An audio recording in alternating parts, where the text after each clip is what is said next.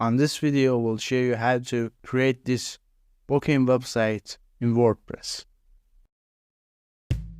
First, download and install this theme. Install the plugins required for theme here. Select Appearance and click on Demo Data. On this page, select your demo and import it. On the Elementor, you can access a lot of elements and you have a lot of templates on theme library.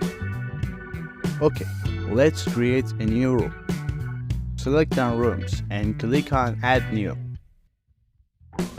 Enter title for the room. Here, you can add some text and image to introduce the room. On Room Setting box, in General tab, you can add subtitles, label, room type, and number of rooms. In Price tab, add the regular price per night. If you would like to charge per person, tick this option.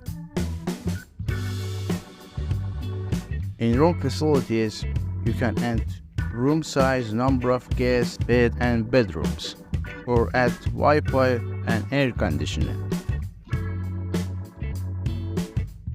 You can create more facilities on your website. Select Dashboard, Rooms, and click on Room Facilities. That's it. Thanks for watching this video.